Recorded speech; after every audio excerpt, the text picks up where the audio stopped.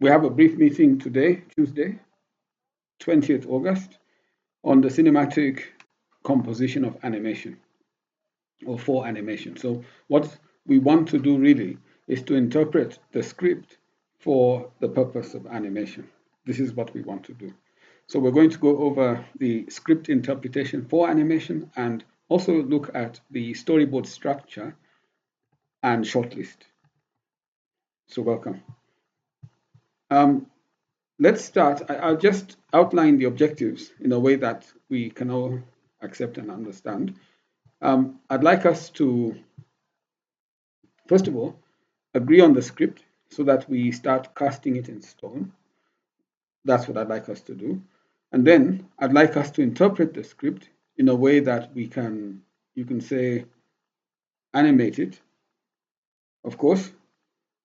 So we look at the dramatization or the story visually. That's one. And then two, in a way that the client will accept it. Now, the client has the goal of transforming behavior. So if we can persuade them that this story, the way we are visualizing it, will transform behavior in the way that the client has suggested, then they'll be inclined to accept. So we need to look at these two aspects. One is the dramatization of the story. We want it to be interesting. And then number two, the transformative aspect of the story so that the client can pay for it. Right? So these are the two aspects that we want to focus on. Now, what I want to discuss, or the way I want us to do it, is for us to look at the script the way Nicholas has written it. I'll give some feedback, and then I'd like Purity to tell us how you've interpreted the script. Yes, Nicholas, your hand is up. Go ahead. You want to say something? Yeah. Mhm. So we had gone through the script last time, Yeah, but again, of course, not just roughly like Juju. But what I wanted to ask, do you want us to go through it entirely from beginning to end right now? yeah, in about 5 to 10 minutes. So it's important. What I'm doing is not going through it by way of, let's say, um, you know, the literature. I'm not looking at the way it's written. Let's say the English and let's say the drama. I'm not looking at that so much. What I'm looking at is the big idea. The big idea has to be fleshed out in a way that we can sell it to the client, and by aligning the big idea to the target audience, that's now Generation Z, in a way that's convincing, will now persuade the client that this can work. You see? So that's what I want us to look at on the script so that we have oversight of our target market and we also look at our clients so that this is aligned. So once we get that alignment right, So, the rest of it will be okay. Mm, okay. So, thank you. okay. So let me share my screen. I hope you can all hear. Purity, if you're hearing, we can't, I don't know if you hear me. Can you hear? Yes, I can hear you. Okay. So let me start then by sharing. I'll share on my side the script.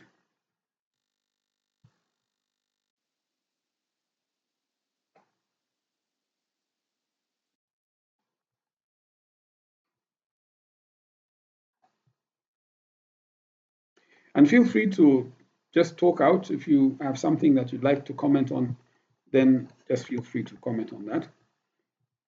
I don't want you to feel that we have to wait to get to the end of this.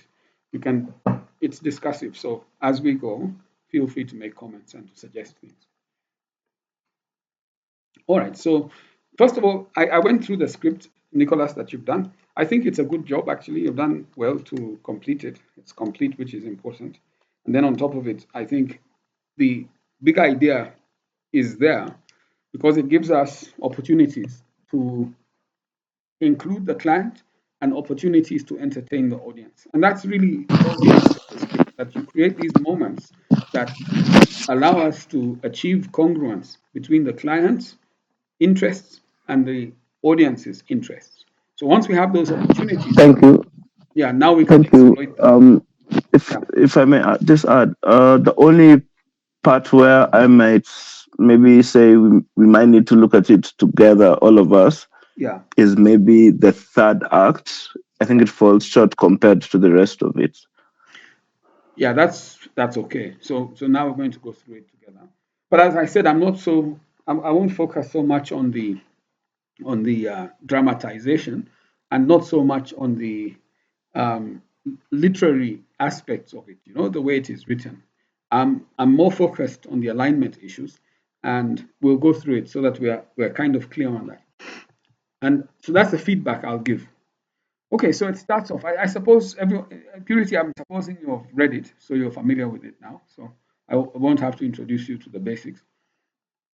Yeah, so this Act 1 is order beneath the trash. And yeah, this in general, at least with me, is okay. It starts off well in the sense that it introduces the main actors very properly. So I'm happy that Shiro, Joro, and Polo are introduced here, and their characters are coming out. Now, the first feedback. So the feedback in general is good. So I have no problem. This is a workable script, and we simply are interested in alignment and adaptation for animation. So those are the two things, and everything else I'm happy with. So when it comes to what needs to be, I think, done to make this a no-brainer for people who are watching it is the character of Shiro, Kolo, and Joro needs to consistently be clear from the reading of their writings. For example, if I read what Shiro says here, what's wrong with you boys? You see, we get a sense of a character type.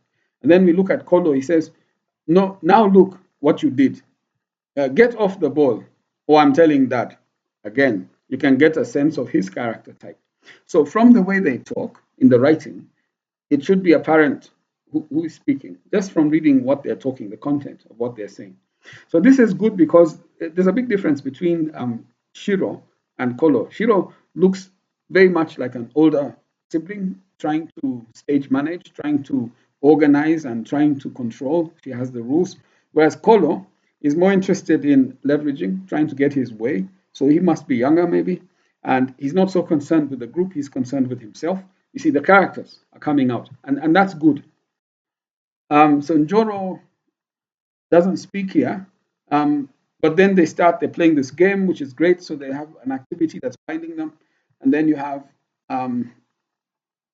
Joro here. He notices the ants. This is very good because this is so the central theme of the entire series is around biomimicry, where Generation Z is empowered by nature. So Mother Nature speaks to Generation Z in our story through Joro.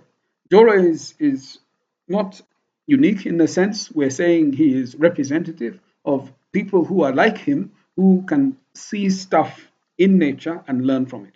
So he's much more reflective, much deeper, and different in the sense that he can see things people don't see. So he's got this genius quality. But we're also saying he's representative. So whatever he does must be something that people can say, I know someone like this guy.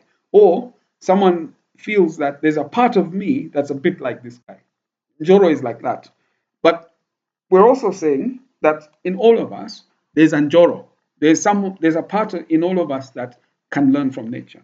The question is, are we asking the right questions? Are we looking the right way? So Njoro is representative. That's really what we need to bring out in his character. So he's different and he's in touch with nature. And this comes out in the first act quite early, which is important. Polo is contrasting. So help, they're everywhere. So he's looking at it literally. So the ants are a problem to him. He's panicking and everything. Jora is asking different questions. Okay, that's good.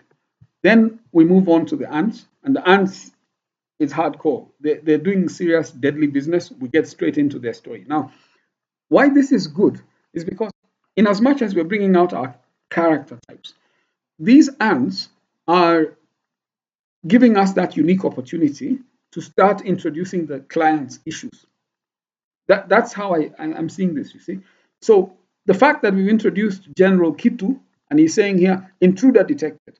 All units secure the perimeter, protect the nest. Okay, that's fine for the story.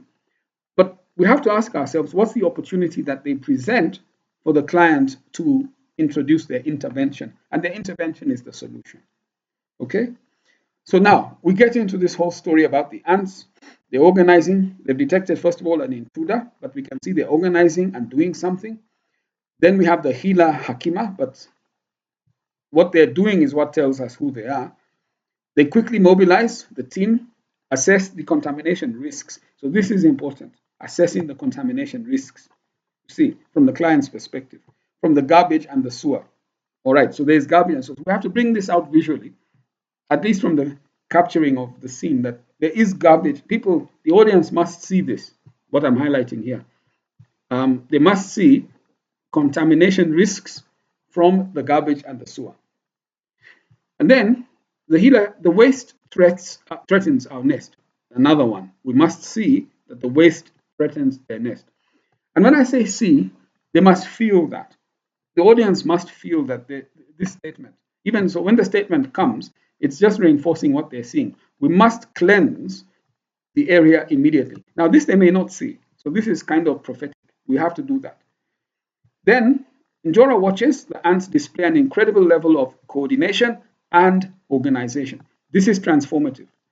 This is, you see, these are the points that the client loves, because the transformation, the goal is to get young people to be coordinated and organized when it comes to garbage.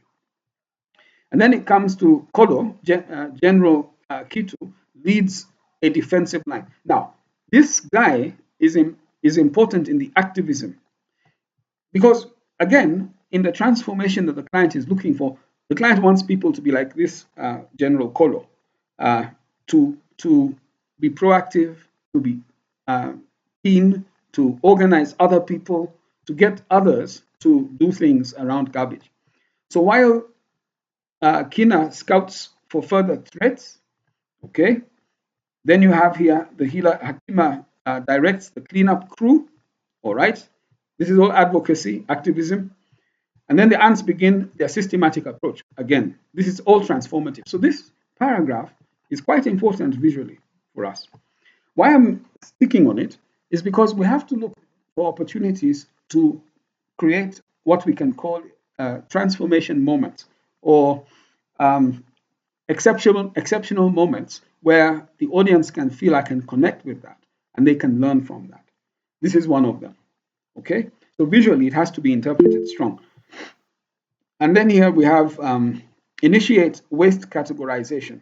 So now he's talking. Yeah, so this talking should be reinforced visually. Yes, someone's put up their hand. You can speak. Yes, that's me. Yes, go I ahead. just wanted to confirm, is that meeting being recorded just so that we can have these points in a way where we can go back and see them in case changes need to be made? Yeah, it's being recorded. So I'll share with you the link once I'm done. Okay, thank you. All right. So ensure that the waste is being moved and designated to midden areas. Now, I don't even know what midden areas is. So this word, we need to unpack this word actually. So that's something to think about, that we need to use terms that will not confuse the audience. Audience is watching this for half for entertainment. So midden areas, even I don't know if I'm saying it correct, but we need to just unpack that. If we want to introduce it as a new word they need to know, then we need to define it for them somehow. But anyway, that's just a point, but take note of that. We can't have jargon in it. And then we have the and start organizing things. So that's information for the visuals.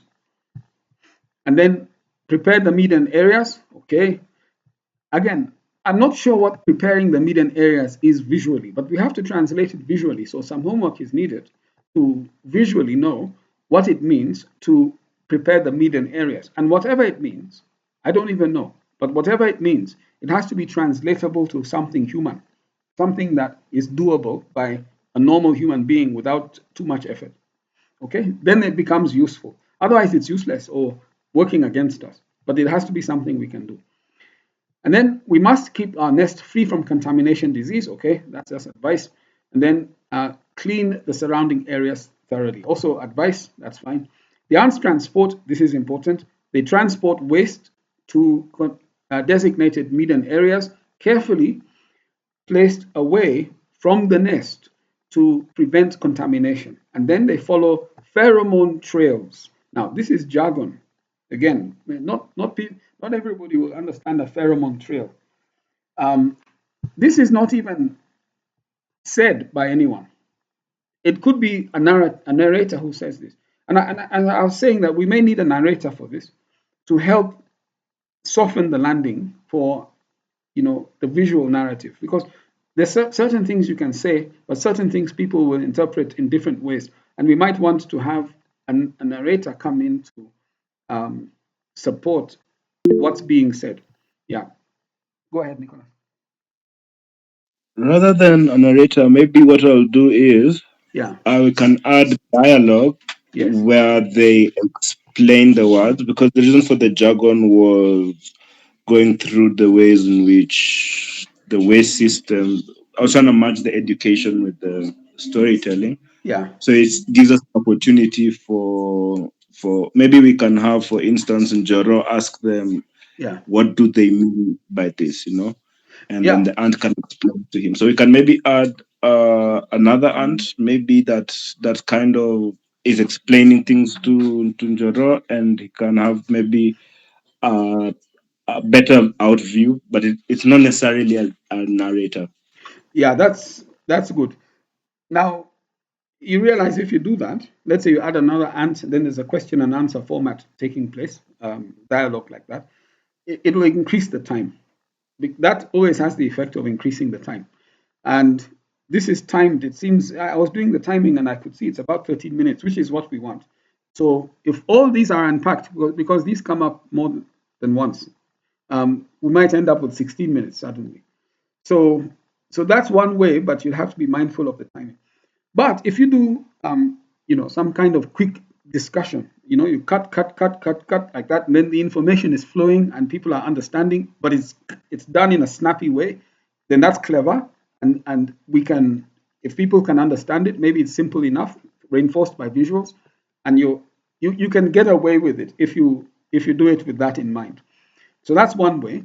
Another way might be to I, I yeah, go ahead. was I was thinking Yes. another way we could do it then is to have on-screen text Yeah. when the words come, and it's Sure. kind of like a short freeze frame Sure. that has the word and definition. Do you get Okay. what I mean? Yeah, yeah. In fact, that we can have So it, anyway. I it mean, whatever we do, that's a good idea to have anyway, on its own, independently.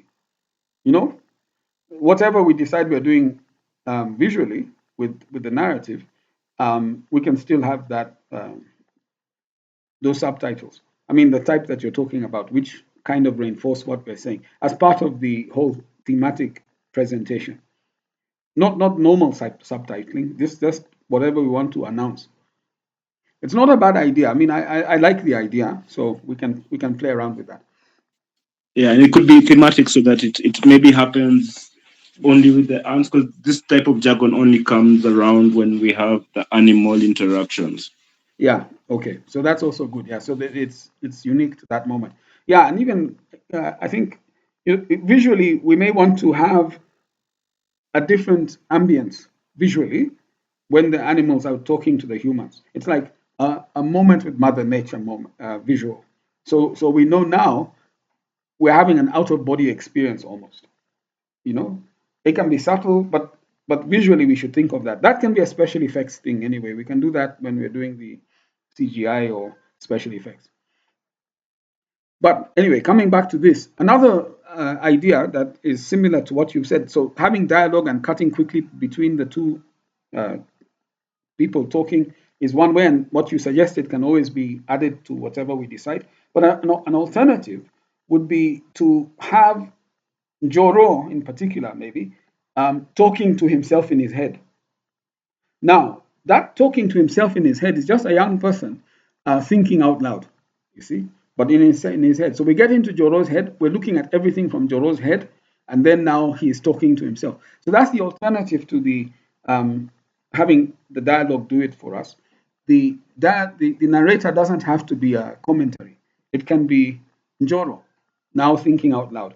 And that allows us to also dumb it down, because Joro is a young guy. He's not an expert on what's going on. He's just trying to figure it out as we go along. Yeah. So see how you can work, and we can also use a mix if that works. I don't know, but yes, all this stuff that we are reading is very important stuff for the audience to know. So visually, we want to say it, and in the narrative, in the story, we want to say it, so we don't lose it. Even here, you see, the ants' systematic approach is evident as they create a network of trails leading to the midans, maintaining order and efficiency. So the good things here, like maintaining order and efficiency. I don't know what a Maiden trail is, but the network trailing seems important. But this systematic approach is also important. This one, you see, systematic approach is significant because Africans, we live in chaos, and it's part of our culture to live in chaos. We don't see chaos as a bad thing. In fact, we see systematic approaches as a bad thing. So if we introduce this concept of systematic approaches, this is not African culture. That's moving away from what we know. What we do is we create chaos and then we make meaning out of chaos. That's what we do. Now, we do it instinctively, we do it intuitively, and it's not a problem to us. Chaos is not a problem to us. But when we see a system, we want a panya route. So systems are a problem to us. So I would be hesitant to, in as much as the ants may be systematic, because they are. I mean, they have these organized lines they walk through. It needs some adaptation to the African condition. If we don't adapt it, we could alienate our audience. And I don't want us to alienate the Africans. Africans are chaotic. So how can a chaotic African learn from an organized ant or systematic ant? That's the question. You see. So these are good moments because we're discussing and we're seeing them. All right. So this is throughout this segment where the ants are organizing themselves. We have this kind of thing going on. I've just highlighted on this page what I think is most significant. This one where Polo are still lying on the ground, covered in ants from head to toe, gripping onto his tin or shin, is it? Or tin, while Njoro is forced to observe his skeptical up close. He sees how the ants communicate with rapid movements and pheromones. So these pheromones we have to visualize. We have to figure out how to unpack it. Reacting to the immediate danger with precision and efficiency. Despite their small size, they demonstrate a formidable capacity for managing the environment. Yeah. So why I've highlighted it is because of words like precision and efficiency, and also um, let's see, they communicate through rapid movements and pheromones, and then they demonstrate here a formidable capacity for managing the environment. The only African thing here is the capacity to manage the environment. And Africans don't try to manage the environment. We're not interventionist in the sense of we see something going on in our environment and then we try to intervene. We don't try to change our environment. We're more adaptive. So we try to adapt to what we see nature is going on around us. So this interventionist thing may be happening with the ants, it's fine, but we have to interpret it in a way that will make sense to an African viewer. And that thing I'm talking about is not old fashioned. It's in us, it's in our current generation, even in the young generation coming up. We're not interventionists. We're not people who see things in the environment, then we go and alter the environment. We see things in the environment and we try to find harmony and balance with it, with what we do. So the question here for the viewer might be, so we see the ants coming in and managing the environment, but what can we learn that will allow us to find harmony with our environment? Or what can we learn that will allow us to find a sense of balance with our environment? That kind of thing. That's the question we're answering here. Okay, so this is an interpretation exercise. So I'd like us to understand. So the ants would, if they were seen by, let's say, Europeans, and Europeans were watching this, they are more interventionist in their culture. When they see things, they ask themselves, how can I interfere with the environment so that I can make the environment do what I want it to do? That's interventionist. But we are much more, we ask the other question. So this is what the environment is saying it wants, naturally. So we're asking, how can we do what we need to do in a way that finds balance with our environment? And that results in a very different approach. So the approach that comes out would, if it's evolving from what we're learning, would tend to be different from the approaches that you'd find in Europe or in other countries which are not doing things and seeing things the way we see them. Okay, so we're trying to connect. All right, so this kind of ends Act 1, I think. So Act 2 comes, Echoes of the Ants. And now, here we're in a different place, external of the dump site. The sun is setting, and Shiro, she's asking, so where is your brother? Kolo, I don't know. Yeah, this, I don't know, IDK. You see, does he say IDK or does he say I don't know? Sorry? You see, I've highlighted IDK. Does Kolo say IDK or does he say I don't know? He says, I don't know. But then it's just good to keep in mind that a lot of the script will be translated into Swahili. Yeah, that's right. So this draft is in English, but for the purpose of the client. So, Yeah, the he probably clients, says Tijui. yeah, the clients will read that as IDK. But Yeah. yeah, regardless of it, when we're doing the storyboard, because of the voiceover and everything that's going to come, we would have to write it as I don't know. If you because this is voiceover instruction. So if it's written as IDK, it will be read as IDK.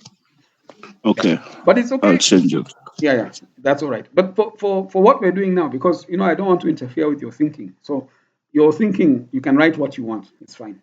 But when it's being translated now into the storyboard, let the translation reflect what will be said or spoken rather than what is written, especially with voiceover script. Okay, now this is an instruction. Understood. Yeah. So as he shrugs his shoulder comedically. Okay, yeah, that's a good instruction that he's being funny. Yeah, so that's good. And even this kind of statement by Kolo is consistent with his character. I think this is well scripted. So he's probably still watching the ants. That's Kolo. Yeah, ant. Okay, that's consistent. No, seriously, something about how they separate recyclables, um, compostables, and trash. Blah blah. So again, you want him to say blah blah. The words blah blah. Yeah, yeah, yeah. Remember, he's supposed to be a goofy guy, and he's the youngest of them all. Okay, so that's all right. So So that's he starts off, he's a bit serious, but at the end he kind of goofs off, and he's like, blah blah blah. okay. All right. So He that's can even say it slowly, so I can put that in brackets slowly, so it's blah blah blah. But it's also a dramatic point, also, because it really shows his character. okay. That's fine. That's all right. I think that's consistent. So then he runs off to start his prank. So we don't know he's starting a prank, I presume. Or do you want him? Do you want us to know he's starting a prank? No, the audience will not know. That's why it's an action, but we see him doing it, so there's sort of like it raises questions like, what's he doing? Okay. So we You know know he's what I doing mean? Because something. remember, he got into this whole thing. He's had that team with the ants from the beginning, so he never even returned that. Okay. And then he split off, and now he's doing something with the ants. So we've already been building a sort of anticipation of what's going to happen. Yeah. All right then. So I think that's fine. Shiro remains unimpressed and she shakes her head. So this is okay because she's motherly and at the same time she's big sisterly and at the same time she's kind of controlling. So she has her own way of seeing things and she wants people to conform. So she's conformist. So all that's consistent. So she goes off and starts cooking. So this is the motherly side, it's coming out. And then just then, the distant rumble of plastics in the sack draws her attention, and her father arrives. Okay, so that's good. So that's a new beginning. So, how's my daughter doing? Okay, so that's the introduction of the dad. And all this is fairly standard, which is okay. So, they start talking. There was an opportunity somewhere here for a flashback, but there wasn't enough time. I don't think we need a flashback unless you want it, but it's fine. We can just keep going with it. Um, this one, you said we're removing the car is not there. So I know you miss your life, and we had the house, the car. I'm not sure how this applies because you said these are chokoras. Chokoras, these ones, are they people who became chokoras because they had a different life or something, and then they ended Yes. up? So I Mhm. ideally it's set in a sort of dystopian future where there's this sort of dump site city. Yeah, Okay. So a lot of people had now been engulfed into the dump site. yeah, So they weren't like that. But then when the mother passed away, but this is now a backstory. This is not even a direct story. That's why it's through a flashback. sure. So when the mother passed away, Mm. they sort of like were caught up in all of that and they're now living in the dump site. You Okay. see what I mean?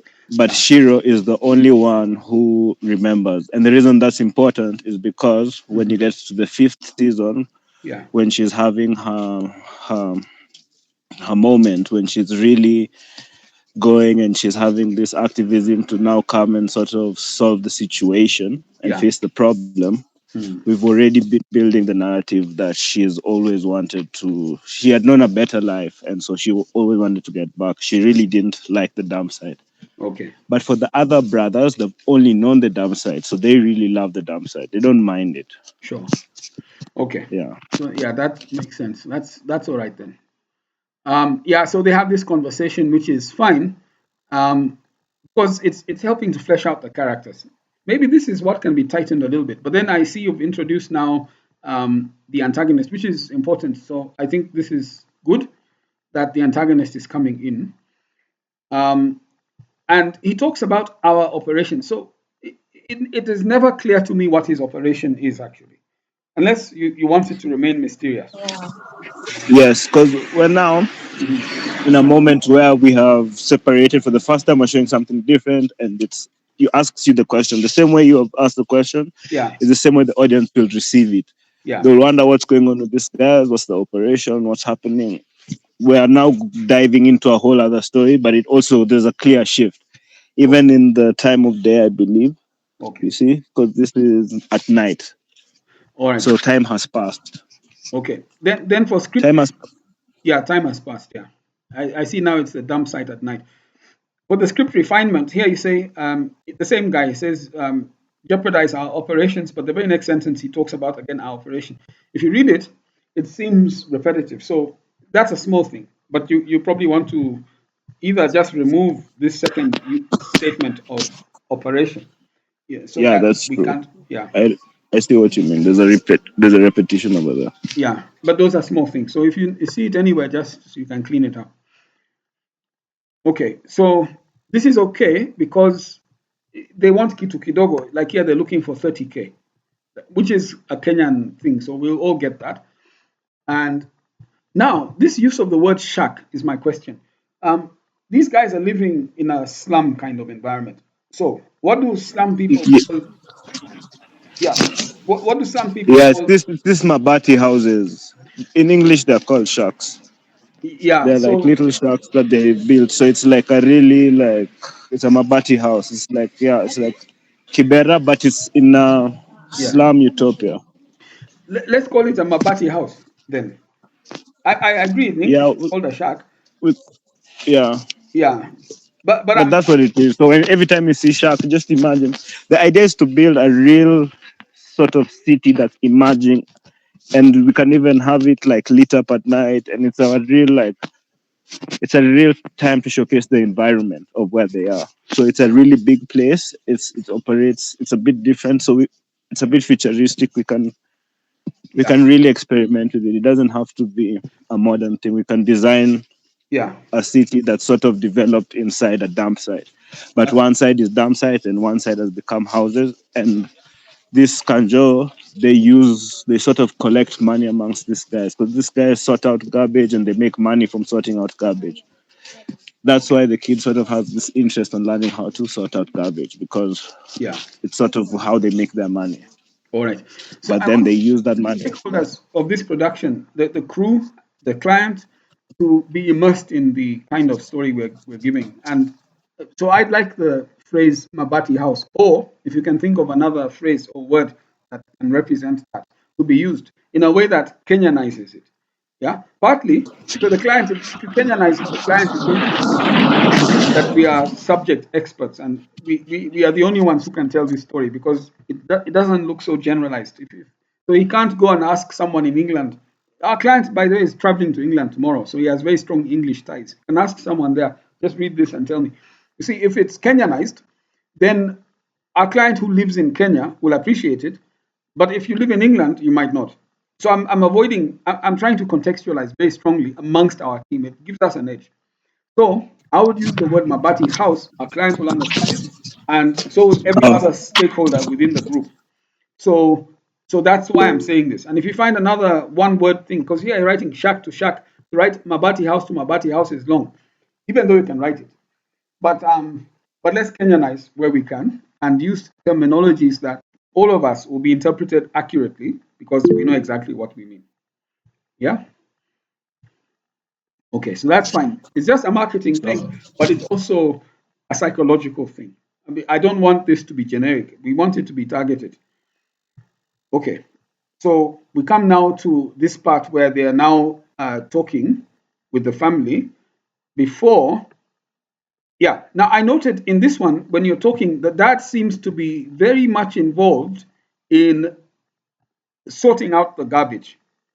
So, and he mentions that the mother was also involved. So these children are kind of following through on what the parents were already doing, which is fine. I think it makes it more convincing actually when you say it like that.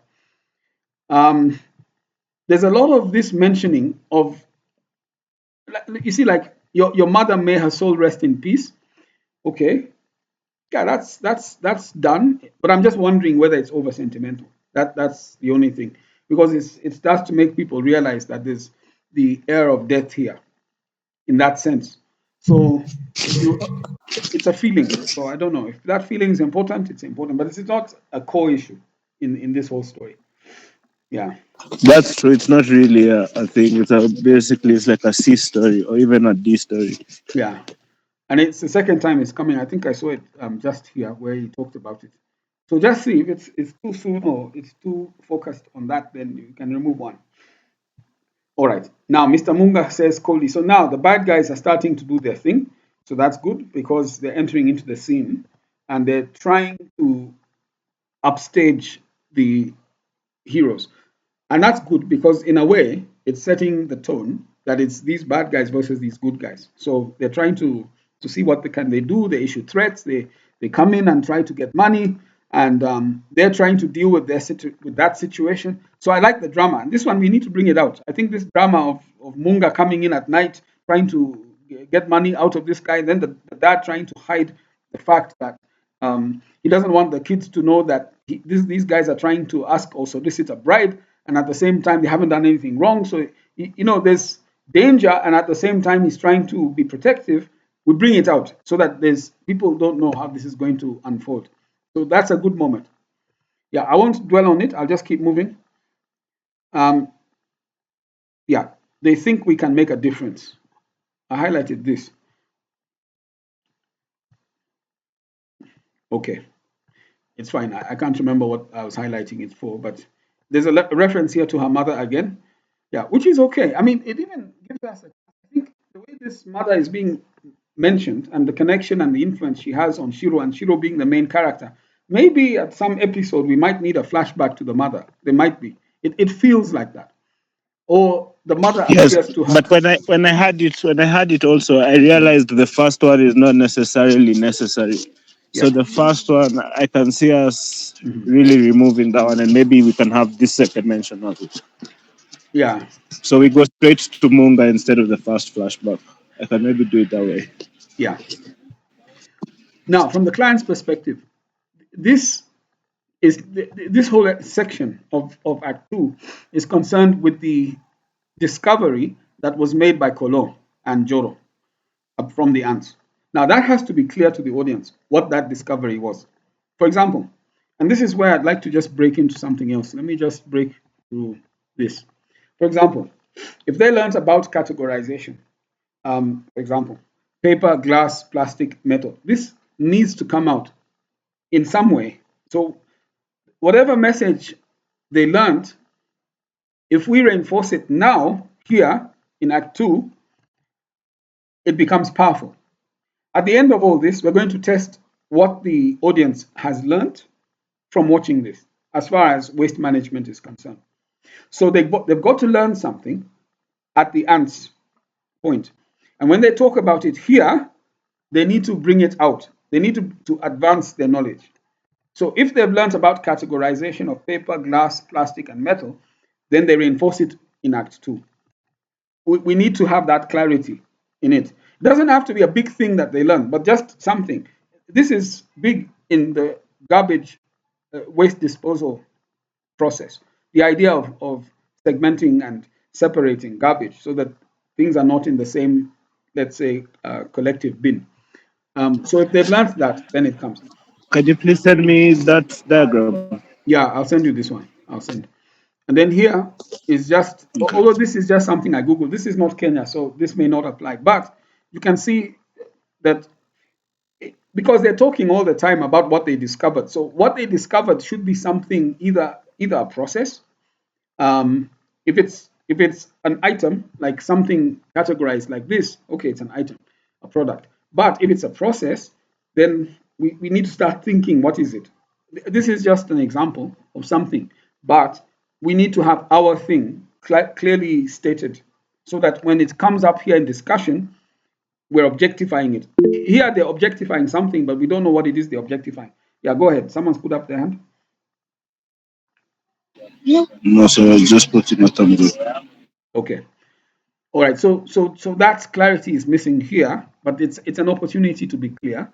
And then here I just wanted to show you. So you see in the West, this is not here at all, and they have a lot of possibility of doing garbage collection like this. For us, we have to think of our version of it because this might not be possible. Our city council is not going to provide these kind of bins everywhere, even if you. So we can't have a strategy that's based on it. They're not going to do it. So we need to think of what is our way of objectifying. And when they're talking, you see, like here, this diagram I just thought is interesting. This is someone trying to explain the categories. So how would our people visually explain what they're talking about here? Because they start talking a bit about what they discovered, the waste management, and it's a thematic discussion. So we need to think, how can we visualize that in a way that reinforces in people's minds? If it's categorization, it reinforces categorization in their minds. Okay, I just want to show you this one. Yeah, it's a motion graphic, but it's not what we would do, but it's what somebody has done, and it's on this issue of सुई धागा तो ला दे लाल धागा I'm not sure if you can hear anything, but this is in Kihindi. If you can hear something, you can tell me. If you can't hear, you can also tell me.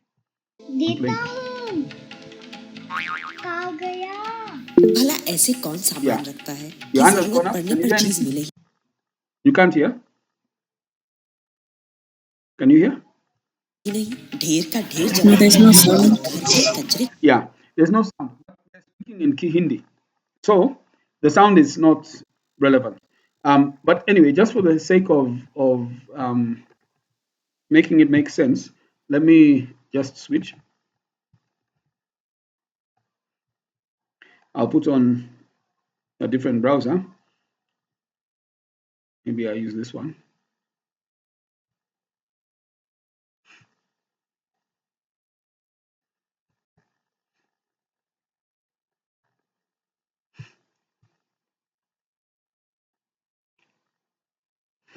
We'll give it a minute.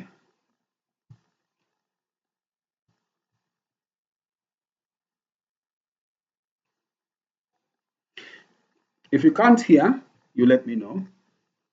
We might have to wait. Domain.com is for the doers.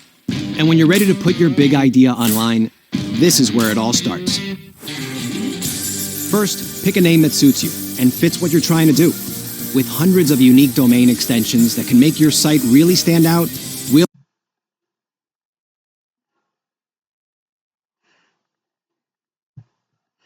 It's taking time.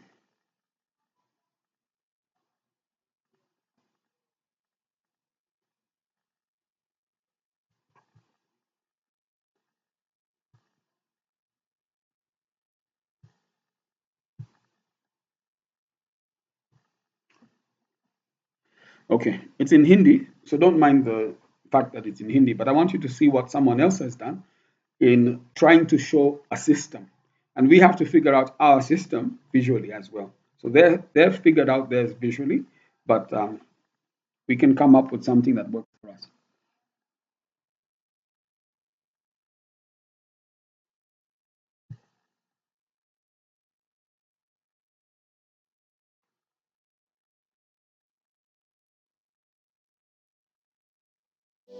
Chunnu जरा सुई धागा तो ला दे लाल धागा देता हूँ कहाँ गया भला ऐसे कौन सामान रखता है कि जरूरत पड़ने पर चीज मिले ही नहीं। ढेर का ढेर जमा है जी। और घर के कचरे के साथ भी तो हम यही करते हैं। अब कचरा भला किस काम का?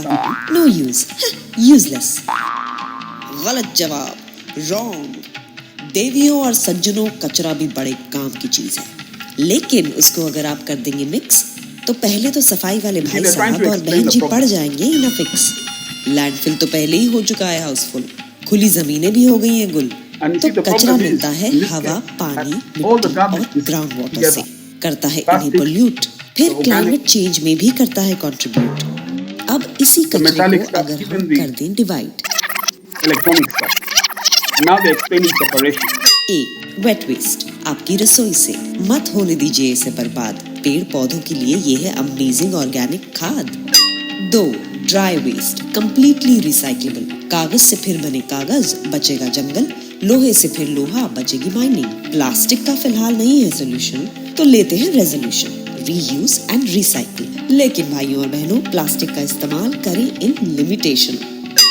3, हाईली टॉक्सिक, डेंजरस, हर घर में पाए जाने वाले खतरनाक केमिकल्स की वैरायटी से भरपूर, जैसे कीटनाशक, पेंट, क्लोरीन बीज, टॉयलेट क्लीनर। इसको तो मोगैम्बो का गैंग भी नहीं कर सकता फिनिश।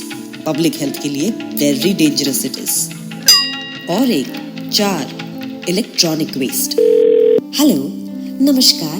आपकी जानकारी के लिए बताना चाहूंगी कि इस तरह के कचरे में पाए जाते हैं हानिकारक धातु और अन्य पदार्थ, इसलिए मत फेंकिए इलेक्ट्रॉनिक आइटम इधर उधर। इस्तेमाल के बाद रखें इसे अलग कर और ऑथराइज कलेक्टर को थमा दीजिए निर्धारित दिन पर। अपने समय और कचरा देने के लिए धन्यवाद।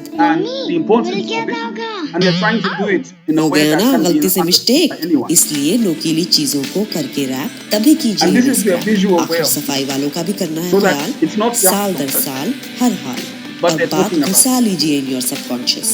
कचरा 4 हिस्सों। I mean, not just talking about it, they're showing us. So we need to think. So in as much as here, there's a talk about, a system, a discovery from the ants, and a way in which we have learned. What have we learned exactly? It has to be clear to the audience. And then, what is that system?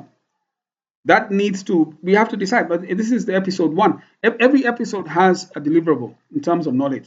So this is an opportunity to deliver on the knowledge that we want the audience to have at the end of this. So I gave you that because it seems to be working with what we saw the ants doing. They were doing a lot of categorization things. They were sorting out things, organizing things. And what we saw just now was about organizing. However, it was visual. So we now we're storyboarding. We need to think about how are we storyboarding that? And then what is the words that support that? Okay, so this is how to think at this moment. If you have questions, feel free. I'm just sharing with you these insights. Very important for the client. These are the deal makers with the client. When the client sees that, they will feel this is excellent because that's exactly what they want. And they'll ask now questions around it. Like, will people respond to that? So we have to make it responsive. That was India. But what can we do here? That's the question. Okay? Excuse me. Yes, go ahead. So I was thinking, Yeah. With the way they introduced the beans, Yes. because I don't think in Kenya it's something that people can just go on with, because Yeah. going around distributing beans that have been labeled metal and stuff. Exactly. But I was thinking there is this system where we have trucks that go around people's areas, Yeah. collecting the garbage. Like on certain days, you find on Mondays, you have people have just placed their garbage outside for Right. picking. So I was thinking instead of going out and with bins, we go they do distribute like paper bags Yeah. or gunias. I don't know the English name. Yeah. Where people can keep their garbage in. So I was thinking, Mm. what if we introduce the bags, but this time around they come in with like the color schemes Right. or the labels. So Yeah. instead of just plain black bags, we come in with like black, and then there's green bags. Yeah. And if you're not going to go with like, let's say, because the bag are normally plastics, like, yeah, Yes. it might come around again saying like, I don't know, plastics, environment, and something. You can come up with using the gunias, but with the same color schemes. Yes. Maybe. That's good. So I like that. I agree with you. This is like the Kenyan context more, like what you're saying. People will not give you those plastics nicely colored and everything, but they'll give you these black paper bags, the big ones, and then cartons like this. So this is more the Kenyan context. And what you're saying is correct, that maybe we can find a way of coding them in a way that makes sense, because that's what's likely to happen. Some things can go into these paper cartons, maybe. Some things can go into these, you see this color here, that white, then we have black. Yeah, so I'm agreeing with you. Let's Kenyanize it, and then it can be a discussion, but at least we have a solution. Okay. Now, I need you to prepare this mood board, just the mood board, which will show the garbage site. You know, it's animation, so we don't just exaggerate the action; we also exaggerate the feeling. So this is quite exaggerated, but we're trying to say this is the situation people are finding themselves in. And then these other things, like let's say this kind of there's some in Act Three. There's some action, some things going on where they are clearing the garbage area. Yeah, and all these scenes. But of course, we're not necessarily repeating scenes, but the idea, all these things you're saying, including visuals like this, let's have them on a mood board so that we can have a reference for the purpose of visualizing and drawing these scenes. Okay, so the mood board is just for feelings, and we want to get a feeling across. But then we need a short, let's say something that will guide our shots, so a short reference. We also need that. So these are two. I haven't yet prepared the link we can use. I'll prepare a link tonight, and then I'll share with both of you, so that you can. One will be a mood board, let's say space, and the other one will be for the short list. Yeah, a short reference. Yeah, someone's put up their hand. Yeah, go ahead. I was asking, Yeah. is the whole story like set in one area? Like, is the setting Yeah. just the slum, or are we going to be seeing like the higher class of like this whole thing? Well, the main setting is the slum, but Nicholas, you were thinking that in episode 2 we'll be seeing the other side of town, which is now where the boyfriend for Shiro comes from. Is that it? Yes, so in season 2, we're going to see a completely different shift. We're going to be seeing the upper side, and then they're sort of going to meet towards the end. Okay. So that's also interesting because that's also Kenyan. So Kenya has both sides, and so I think it's consistent that people will relate with. So that's fine. That's okay. So, this part where they talk about mobilizing people, Yeah. will they be mobilizing the people in the slums to Uh-huh. like take on the management of like the waste? Yeah. So Nicholas, what do you say to that? So really, how it's working is the slum is also how they make their money. So it's become a cash grab for everyone. The city council kind of take bribes. They kind of like also organize plastic, sell it for people who recycle and use it for. So it's a whole industry. But it's kind of like the environment. The environment is where they stay. So there's like two sides of the slum itself. There's a side that's like in the beginning where they have the ants, and that garbage pile is not a place where they stay. That's more like a dump site. But on another side, there's more like a city and a more structured housing. I don't know if that makes sense. Okay, so we are talking waste that is already in the dump site. That is the waste they are trying to like manage. Yes, on the outskirts. So on the outskirts is there's a dump site. Oh, so it's the waste that has already been brought in. Initially, I thought it's people in their homes, and then they're like managing the waste before it's brought to the. Yeah, but that's fine. Okay, yeah. Yeah, so those are themes which are consistent with what we see in the cities. So it's okay. I think we can sell that to the client without problem. The other thing, just on the issue of activism, you see, we've had a situation of Mandamano, and the Mandamano was Generation Z asking questions to Generation X about now the future, about now the current state of things, socioeconomics, politics, education, questions like this.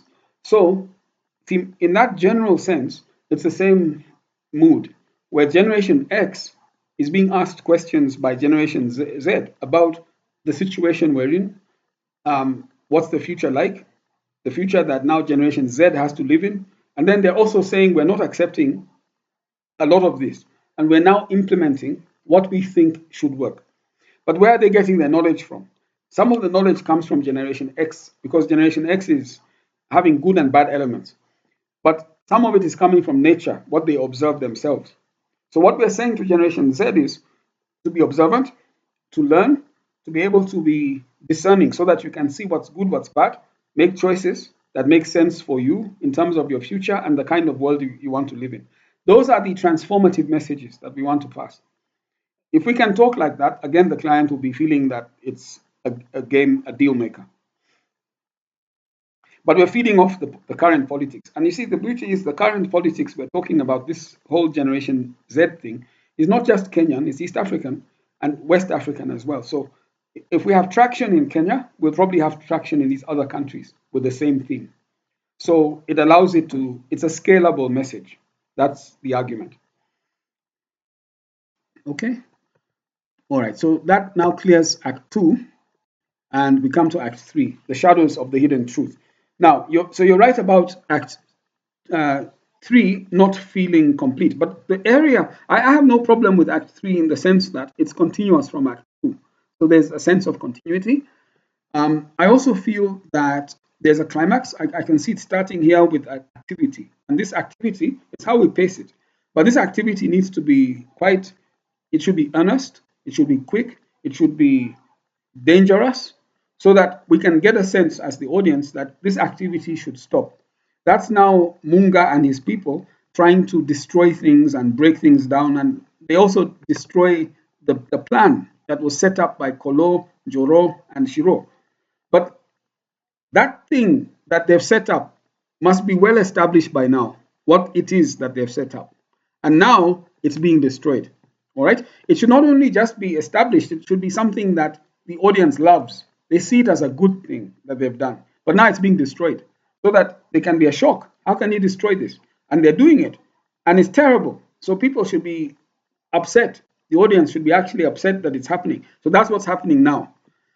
So we need to build it up convincingly.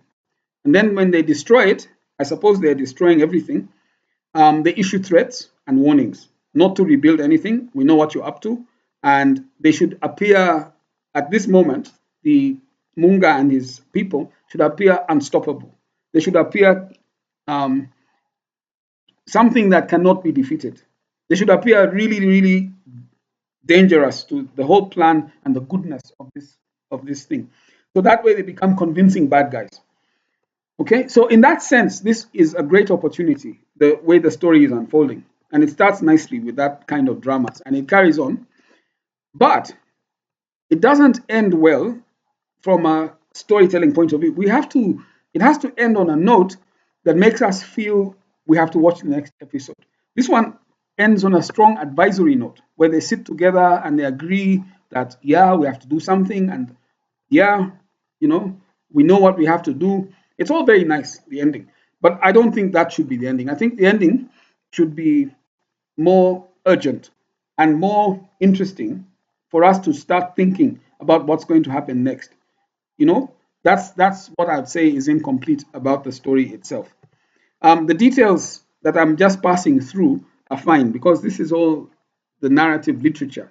The narrative literature, I have no problem with it. It's following through nicely. It's consistent. The other thing which I thought is not very consistent is the language of Kolo, this young guy, is becoming too advanced for him. I mean, he's a young guy, playful, prankster, but he starts talking in a very, his wording seems much like Joro's or even like his father's. He loses his persona. And he had a clear persona in the beginning. So I think we need to reinforce or maintain that persona for Kolo. Joro,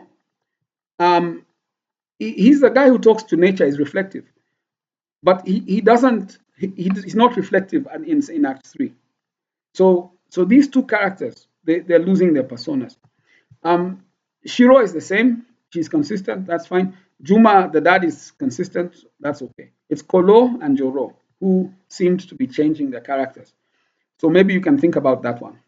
So those are the two comments I had for Act 3. But the ending is critical because it makes Act or Episode 2 important. And Episode 2 is very important. So we need to end it on a high note. So that's it. Do you have anything you want to comment on this, Nicholas and Purity?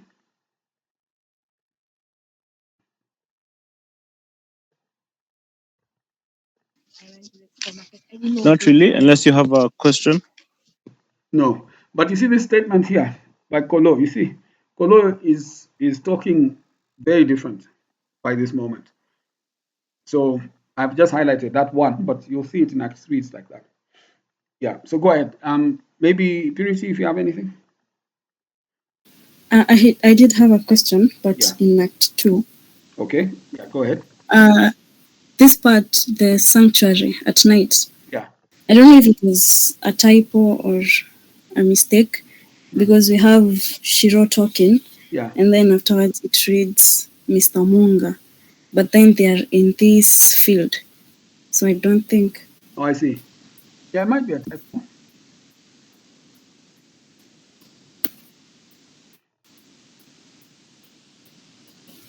Maybe it's not that. Okay. Yeah. We'll have to read through. If you see it and indicate it, we'll put up this on Google Docs so that you can mark it. I think I think I should. What I'll do is I'll mark it as a cut, so that it moves. The sanctuary is the same place where they were playing football earlier, and then it can cut to Munga. Oh, I see. Is it cutting? Because it's like Shiro, and then Mr. Munga, and then Joro. So I don't know. For a moment I thought it was Shiro still talking. Oh, I see what you mean. Okay. Okay, you'll check it out then. Shiro. Yeah, look into this that. one.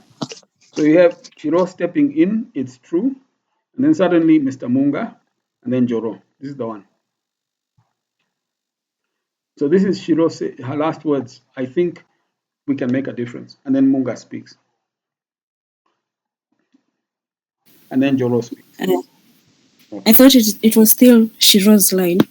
Not so you Mr. think Munga. This is Shiro's line, not Mr. Munga?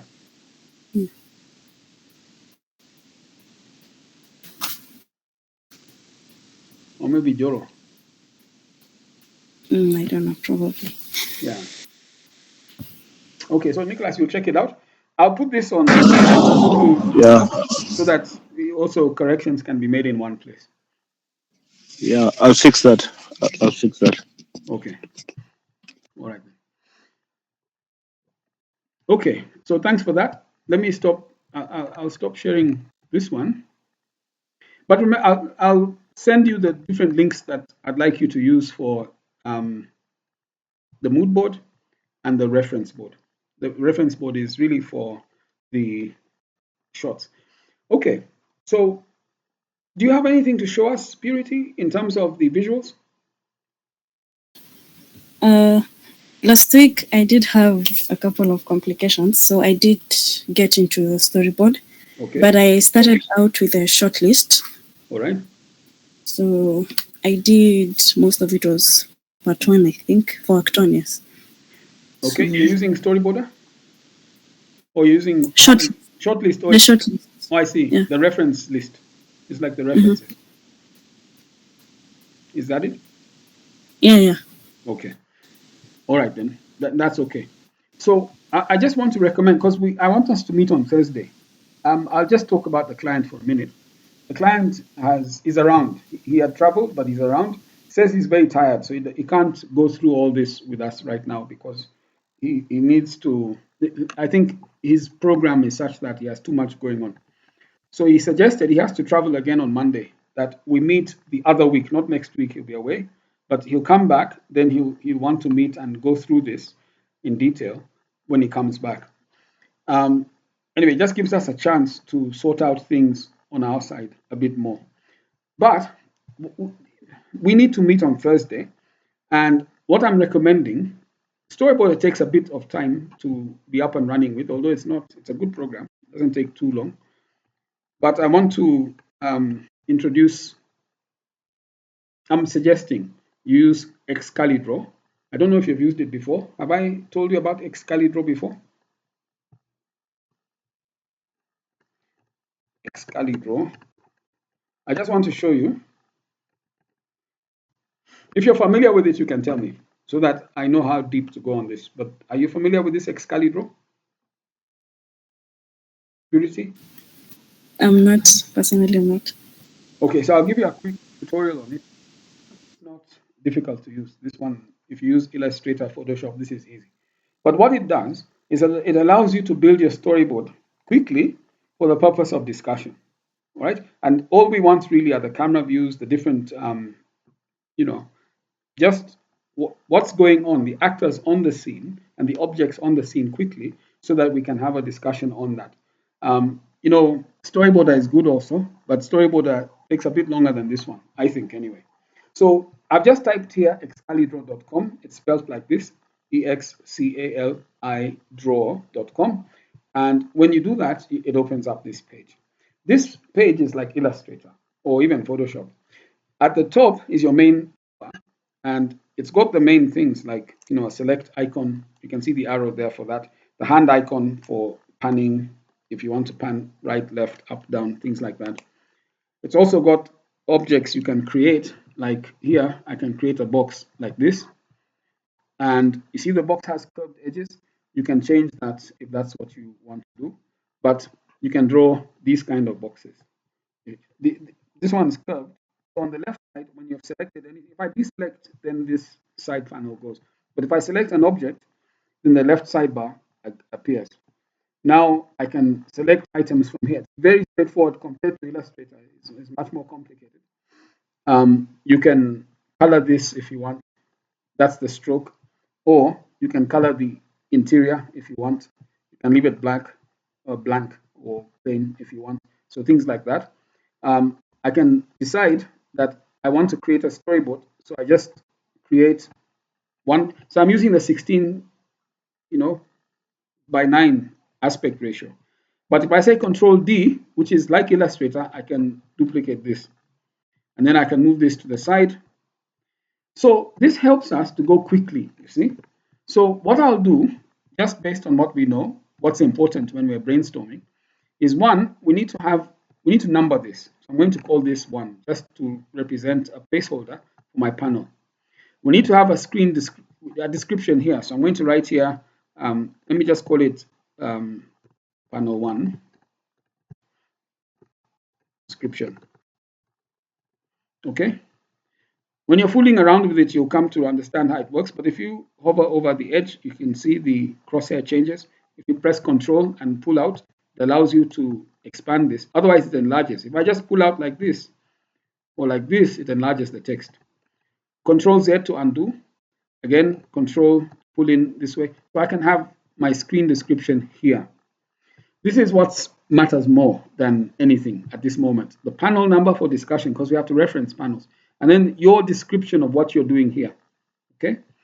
Now, there are other things here which most of this is intuitive. You can see opacity. You can see right align small text or medium sized text. If I want small, I can do that. So all this is straightforward. There's a zoom on the bottom left. I can zoom out if I want. This is zooming out on the whole screen. Or I can zoom in, or Control Plus does it. If you want to insert an image, you might have an image you want to insert from your hard disk. You click on that button. It allows you to do that. That's the one for the image. Text is here. And if you want to draw freehand, you can draw freehand here. You can. I mean, sometimes you just want to draw. So you click that, change the size. This one, the size is, the stroke width is here. Then you can come and draw in here what you want to draw using your stylus pen.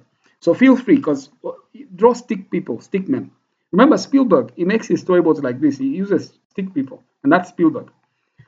Okay, so once you've done this, now you want to build your storyboard panel. So what I want to do is to select the select tool, this one, and say Control D, move this aside this way, Control D. If you hold Shift, it constrains. I'm holding Shift, so I can't go up.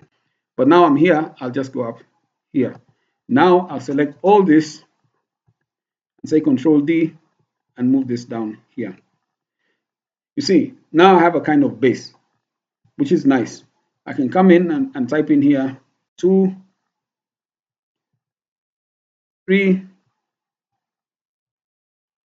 4, 5, 6. So if this is my Act 1, it's important to label things. I can write that in here. Normally the storyboard has that in here. So I can call this Act 1. The title, this is Guardians of Garbage. Okay. I can put this here. If you want to align, you can. I'm just doing it fast for the sake of it. And whatever other information you want to write, you can write here. That's fine. So at least we've done that. If you want to have a description, you can now come in and write in your descriptions. I've left out, our storyboard actually has more information on it, but that can come in the final storyboard, like the timeline, the duration, the camera angle. But the main description, for purposes of discussion, you can write something descriptive here. It's very shortened, but we can write that. Now, we want to put in people here. So you can come in and sketch. Let me just connect my pen. I have not connected it, but I'll connect it now.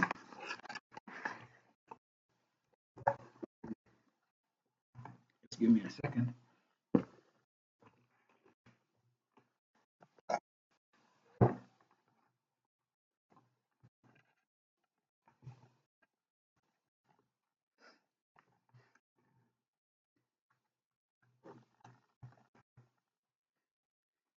Okay, so I've connected. Should be working now.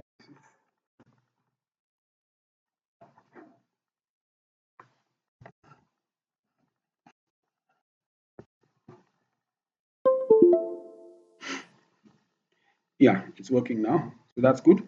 But I just want to show you. You see, with Excalibur, this is like a big board. So if I zoom out now, I can zoom out like this. See? If I right click and I select here, let's say view mode, I can move this to the top left corner here, come out of view mode. Then I can select all this, Control D, move this aside. I'm using Shift to constrain. So that's my second. Then I've said Control D. I can move this to the side here again. Control D, move this to the side again. Control D, move this to the side again. Okay. And if you want to align, we're not concerned so much with alignment. This is for us to discuss. So I'm not interested in the accuracy that Illustrator gives or any of those. But you can do things visually to look just about right for what you want. And then I can select all this and say Control D and now move it down this way. Control D, move it down this way. And I'll do it one more time, move it down this way. So you see, I now have like 16 of these pages, and each one has like 6 panels, so 16 times 6. So this is good because we're doing a 30-minute episode. So this can be already half the whole thing. And I can keep zooming out. I can zoom out up to 10%, you see. So all this, if I want to duplicate this, I can say Control D and move it out here. So now I have a real board which I can draw on and discuss. And the extent with which you prepare this is up to you, the details you want to go. But I'm not interested in geometric accuracy or precision or anything like that. We just want to see the shots. That's the discussion we need to have. So now, if I want to zoom in, see on the bottom left-hand corner here, I can say Control plus, and I can zoom in. I can right-click and say Zen mode. There's a shortcut which is Alt R. If you remember the shortcut for your shortcut person, you can go in there. Yeah, so I've got this Guardians. I don't need this everywhere. I should have deleted it the first time, but it's okay. I can easily delete that. So right-clicking again, I remove this. So I can delete this. I don't need this everywhere. But it's okay. It's just straightforward to delete. I'm just pressing delete to delete it. So Alt R, back to this mode. I can say Control plus to zoom in. And I can zoom in now to the board that I want to show. So if I was presenting this to you, even to the client, if I'm using this and I'm going to present it to the client, it's easy. I mean, once I've done it, I can just go from here to here by scrolling and keep going and just showing what I want to show. If I want to zoom into anything in particular, I really want to zoom into this, I can zoom into just this. See? So it's good. It's good in that sense. Here, you can just click in the middle and it goes to 100%. So that's 100%. Okay? So we can start. Now, if you look at the script here, I'm at the start now. So it says that Meet the Family Day, or that's the title. This title, I can pass it here. It makes sense to pass it here. See, we're doing a storyboard based on the script. So this could be the beginning, and we can have boards to represent these exterior moments or interior moments. All right. So I've got that. Now, the sun shines brightly over a sprawling field of marram soil. Joro, a spirited young boy, dribbles the ball with his bare feet. His younger brother, Kolo, chases after him, laughing and trying to steal the ball. So their little sister, Shiro, watches from a distance, half engaged in the game. Okay. So depending on how we want to start. Now you see, you want to, and then Joe accidentally kicks the ball hard. But you want to establish. So we may argue that the establishing might be like this, for example. We might say that we want to start real close.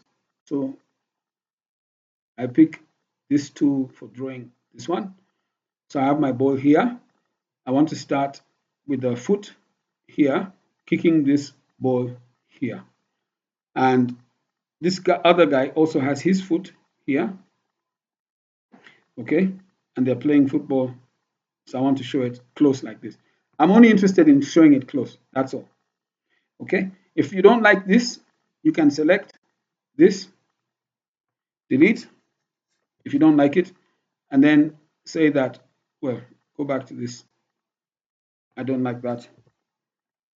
If you want to use a ball like this, you can. Like that. If that's what you want. Okay, and you can get thicker lines here. All right, but this is all, you see, so I've already done the first panel, which is the most important information here is the shot. So I'm saying I'm establishing by starting this way. Lots of sounds of children playing in the background, and I'm just creating an ambience. So once I've done that, I can go to the next one to zoom out, which is what I want. So I will show now, no, it's too thick. So I will show now Stickman, this guy, let's say. He's playing with this ball here, and this guy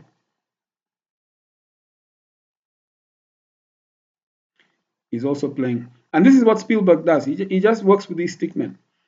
So we've zoomed out. Now, as we know, in animation, we would want to show that things have zoomed out. So you can indicate that things are zooming out here. There's an arrow here, so I can use this arrow.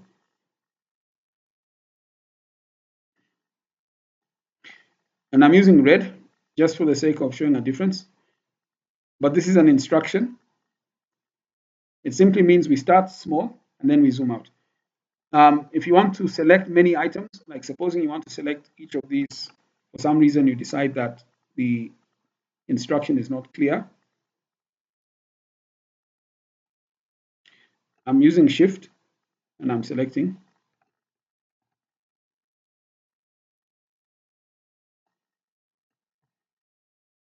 like this. Yeah, okay, I'll just select, it's proving tough. I can pick this thick one to make them thick like that. You see, I'll do one at a time, like this, like that. Yeah, so an animator will understand this for sure. Even the client, we can explain to them. We can teach the client as we're going, so it doesn't matter. So once you've indicated that you've zoomed out like that, then you can keep going. What I'm trying to say is that we're using or developing a storyboard using thumbnails by creating a short list.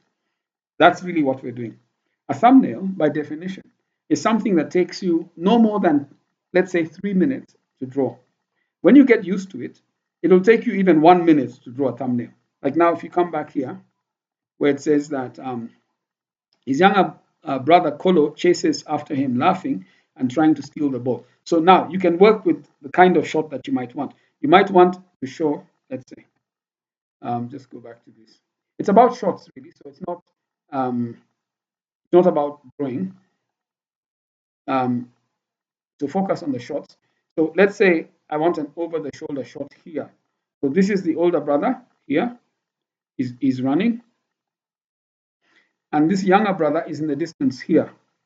And he's being chased. So I'm showing the chase. This guy is being chased. Okay. You just draw him this way. He's running. He's got the ball there, but he's being chased. That's an over-the-shoulder shot. So a thumbnail.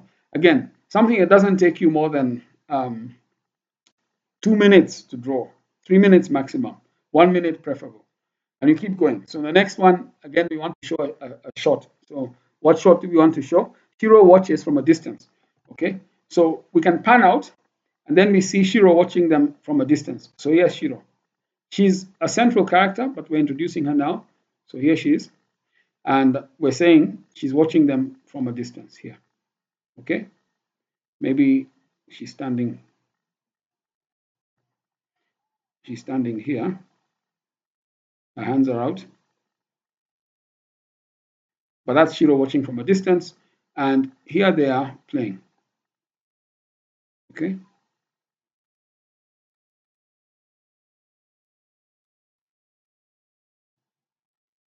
And so that's Shiro watching them from a distance. So we've introduced the third character. So you see, within, you can say, 10 minutes, you've done a page. And you have to do several pages. So that's how I want us to work through this thing. Use it as a moment to think about the shot. And when you're thinking about the shots, there's several things to think about. One is continuity. So continuity is how this shot in this panel changes from here to here, and then this one changes from here to here without people noticing the camera. So it's got to be done in a way that's continuous, as if it's the same scene. It is the same scene. And even this, the camera here is close up, so it zooms out a bit, it cuts to this maybe, and then it maybe zooms out to this. If it zooms out, again, you want the same treatment. And you see the advantage, I think, of some of these things with computers is that if you want to repeat these things, I'll just pick them. I'm using my pen device. I hope it picks. Yeah.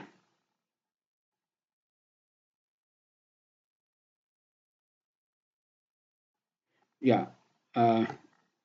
Okay, so I'll just, again, have to go item by item. But if I want to use these, okay, I can use just the mouse, which is easier to use for this. I'll copy this, paste. I want to zoom out here. So this is a zoom out, which brings me here. You see? So you can use things like that, devices. So we want to know what is the camera, how is it framing the shot? how is the camera behaving? What's the camera size? The camera size is it a medium, let's say, shot, like this is maybe a medium shot. This could be a long shot, but it's an over the shoulder shot, another over the shoulder shot. If we want to answer those kind of questions. What's the camera doing? So the size, its movement, is it zooming in, zooming out? Is it panning left to right? And these arrows tell us how the movement is. If it's panning left to right, you show the arrow moving left or right. So those instructions, so that we know how you're thinking about that shot. Do not focus on the art. The thumbnails, this kind of art is the maximum we need. That's all we need at this stage. We don't want it to be artistic at all. We just want to understand the shot so that we can discuss it. Okay? And you should aim to try and finish this by Thursday, so that if you finish it by Thursday, at least 80% of it, then we have a good discussion. I can go through it during the class, during the session when we meet, or even before, if you do it before. Okay, this is also online. So if you share with me this link and get the link, like I can share with you, all you do is come to you see the hamburger menu in the top left-hand corner, click on that, and then select, let's say, so where is it? Excalibur Plus. Open, save. First of all, just to show you how to save this, let's say save to. You save to your hard disk is the best one because it saves an instance of this. So at least you have, in case of anything, you have it on your hard disk. So I'll just save this one and call it, let me just create a folder for it in my documents folder here. I'll call it Guardians, Ecotales. Okay, so I want to save it inside this Ecotales folder here. I'll call it Guardians of Garbage Act 1. Well, should I just call it storyboard? Storyboard, like that. Okay, so it's saved. If I gave you that file and you opened it, it'll open here online. Or if you open Excalibur and then you say file open, if I say file open, I can go and open it. Okay, but I'm not saying open. Now, if I want to share with you this link, I go to export image. Yeah, I think it's the export image. This one. Copy to clipboard. No, this is for exporting the image. No. So maybe it's the save then. Live collaboration. We can also collaborate on it, by the way. Maybe it's a live collaboration. Start the session. Yeah, here it is, copy link. So if I say copy link, I can now come here and paste it for you on this chat. And if you click on this, you have access to this. You can even contribute. You can also start drawing on this. So this is a good thing. It's a very good thing. And you can share that link amongst ourselves. So I've shared it with you. You keep this somewhere so that you have it. And you can just come here and continue with this. Okay? You can come in and type in stuff. For example, yeah, so even Nicholas, you can draw on this. If you want to contribute to the story visually, you can write on this. If you want to contribute to the description, like that. Okay, so we can play around with this. The important thing is to number each panel. We need to number everything. And then to have a description, of course, that helps. But these arrows are instructional, so have them. And at the same time, show us what your shot is saying. Okay, and really what I'm trying to say is try to be interesting. So the drama we're seeing in the writing, so Nicholas has written it in a way that's dramatic. It's really communicating emotion, which is good. Now we need to preserve that emotion. If anything, we need to enhance it. We need to make it more exaggerated so that when people are watching it, they feel the drama. All right? That's what these shots are doing. We are using cinematic language to visualize the drama. Okay? This is what I need by Thursday. So if you can do that, that's great. This is a very important starting point. But share, I've shared with you the link. I also will keep a copy of my link. It's now showing here. So I can keep this on even WhatsApp. Let me see. I have WhatsApp here. So I can share this with with you here. This is the link to the storyboard. All right. I'll share with Purity as well.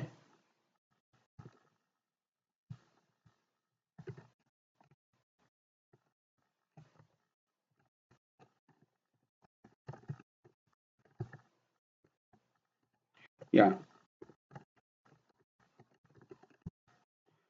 All right. So let's build on this. You can carry on with what I've done. You don't have to redo it, but I just wanted you to know how to do this so that you can learn to sketch your thumbnails really quick, and we can have a conversation on shots, on story interpretation, and you could say even the instructions, the kind of descriptions that we're giving and the instructions that we're using. I wanted you to know about that. Okay? Do you have questions on it or anything that you'd like to add? Anything that you want to say?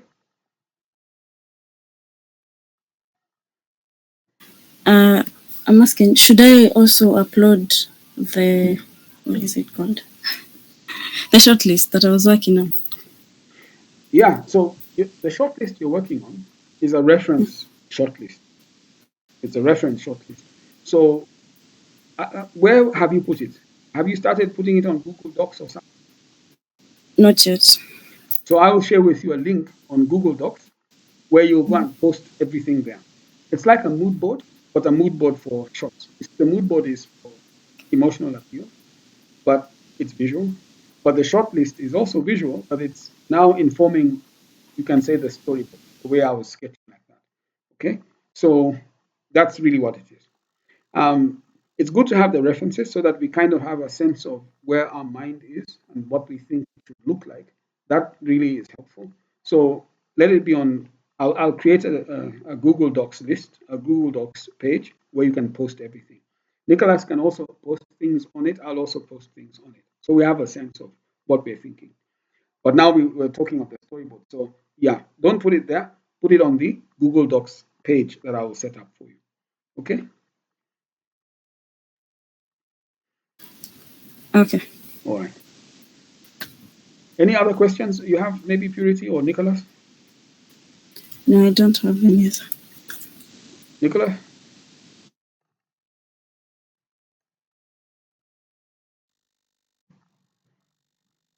No, Nicholas has dropped off, I think. He's not here. All right. So I'll stop the recording.